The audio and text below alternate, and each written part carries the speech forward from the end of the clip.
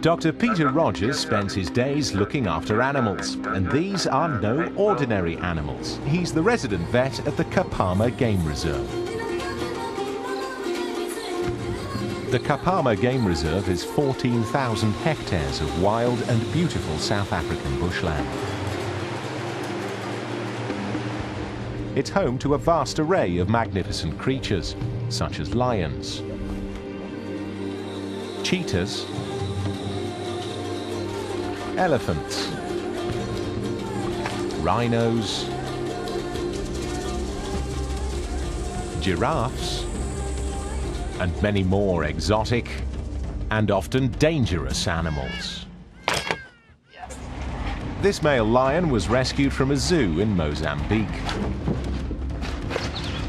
It's believed to be a Barbary lion, one of the rarest lions in the world. So the animals that Peter has to treat in his daily surgery are somewhat different to the average vet. We've seen him treat lions who are lacking in vitamin A. Okay. All right, she's done. Not too happy, but it's good for her. Give a post-operation checkup to a cheetah that he's successfully treated for cancer. Okay, see, this is the thing we were worried about. You see, there's no real lump if you look inside here. Nothing thrown over.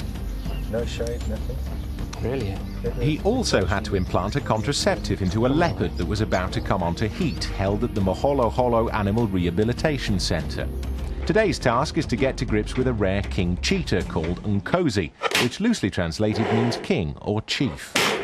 King cheetahs are extremely rare. There are very few of them left in the wild. Nkosi received a nasty leg injury after a fight with some neighbouring cheetahs. He was in a critical condition when the doc found him, but with some urgent attention, he was patched up as good as new. He's being held in a pen with his friend to reduce the stress. Unfortunately, his wound hasn't healed and appears to have become infected. Doc Rogers' assistant, Chris Marie, needs to separate the two friends once again. Doc Rogers estimates the weight of the cheetah. 50 kilograms.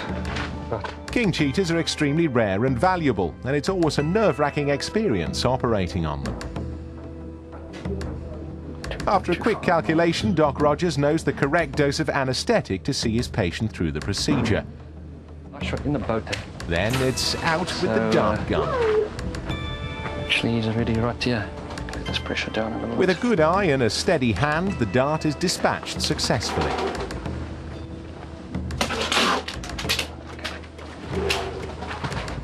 Now it's a matter of waiting for the drugs to do their work and the cheetah to drift off into a peaceful sleep.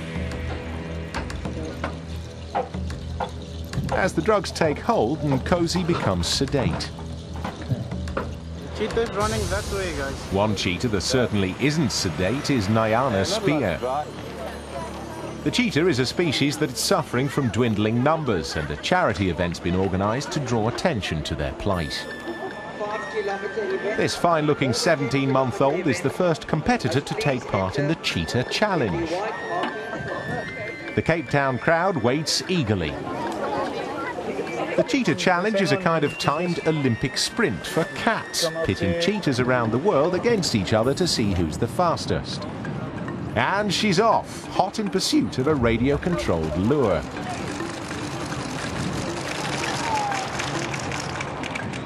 Her time would have the world's top sprinters green with envy. At 6.9 seconds, she's over 2 seconds ahead of the fastest man in the world. And you get the impression she could go a lot faster if she wanted to. Perhaps if there was a real meal at the end of the sprint, as there would be in the wild, the prize would drive her on even more. Nyana can sleep easy, knowing that she's done her bit to help highlight the plight of her species. Back at Kapama, and the drugs have done their job. Nkosi is now fast asleep, and it's time to try to shift him into the operating theatre. You see her growling a little bit there, Cheetah. In part 2, we'll return to the Kapama Game Reserve to see how Doc Rogers gets on with this beautiful and extremely precious creature.